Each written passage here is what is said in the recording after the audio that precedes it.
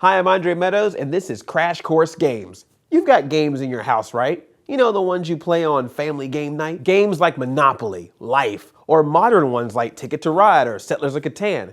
Do you have a drawer filled with dice, or maybe even have one rolling around in your pocket right now?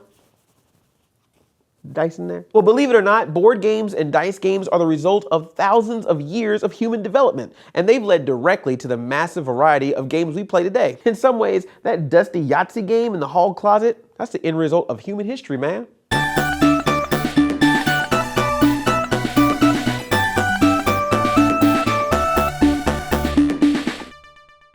Games have been with people from the very beginning of civilization, and probably even earlier than that. As soon as we dropped from the trees, outran the lions, and put a few buildings together, we got bored and started playing games. Some estimates put the dawn of games at 5,500 years ago.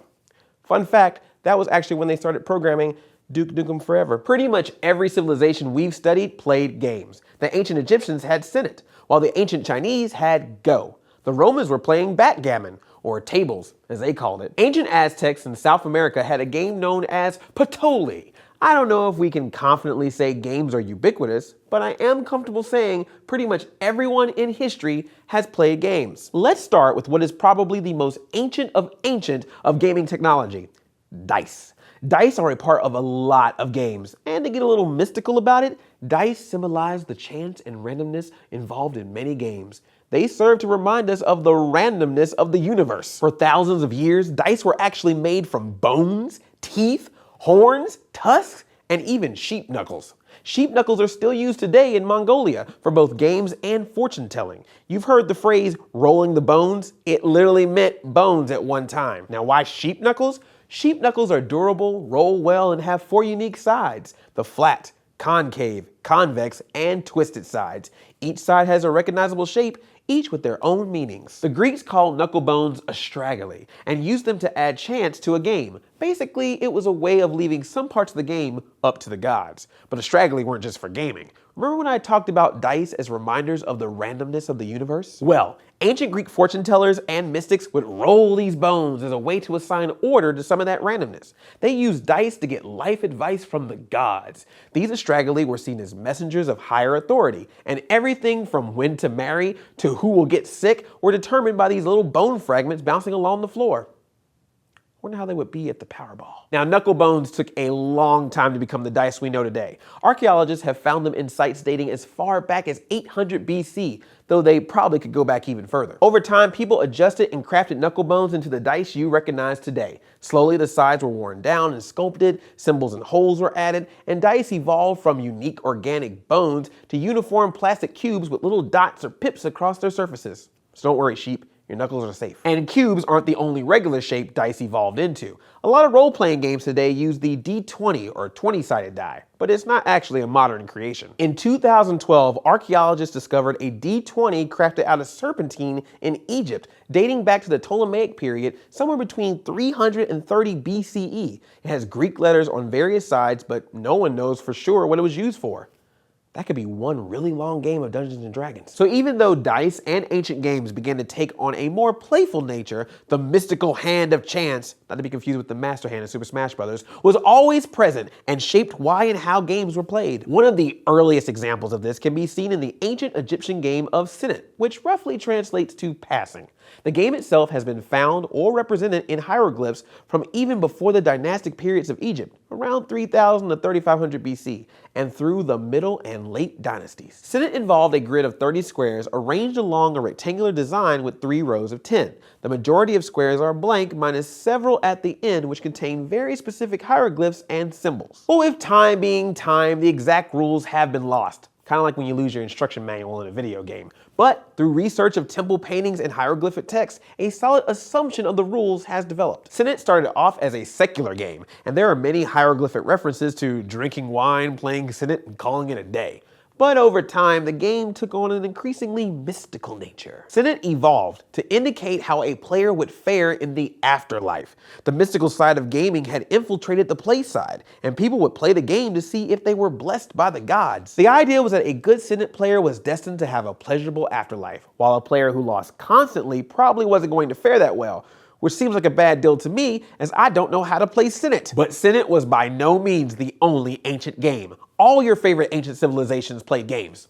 Let's go to the thought bubble. Let's look at ancient China, where they had the game Wei Qi, or as it's known more commonly, Go. Some archaeologists estimate that Go has been played for upwards of 4,000 years. In fact, it's the oldest game we know of that's still played in its original form. The game consists of a solid line grid where players take turns placing either a white or black stone. The goal of the game is to control or surround the majority of the board. Go is a little complicated, and players have a lot of possible choices. And by a lot, I mean there are 10 to the 761st power moves available to a player. In chess, you only have 10 to the 120th power. That's a lot, chess, but you're no Go. While human chess players have been beaten by computers as far back as the 1980s, humans playing Go are just now being beaten by special computer programs, which is pretty impressive for a 4,000-year-old game. In South America, Patolli was played across Mesoamerican cultures. This game, played between 200 BC and 1000 AD, was a series of 4 lines on 2 axes that intersected in the middle, forming a cross. The object of the game was for players to move their pieces along the line tracks based on the throws of beans or stones. The Aztecs even had a god of Patolli named Xocopili. Betting on Patolli was common, and players would bet everything from gold to plants to food to even furniture. The game was so common and so popular that Aztecs could be seen carrying Patolli mats around with them during the day, just itching for a game. It's like the first Game Boy. This game encompasses the main pillars of ancient games: fun, mysticism, skill, and chance. No matter the lands or people, these main themes keep popping up time and time again. Thanks, Thought Bubble. So a lot of these ancient games have fallen off in popularity today, but all of them illustrate the core principles of fun and engagement that drive people to play games. These games are the ancestors to those tabletop games in our cabinets and the video games in our phones and consoles. And you can still easily buy a copy of Senet or Backgammon, and the Honinbo Go tournament in Japan has a grand prize of over $400,000. These games have staying power.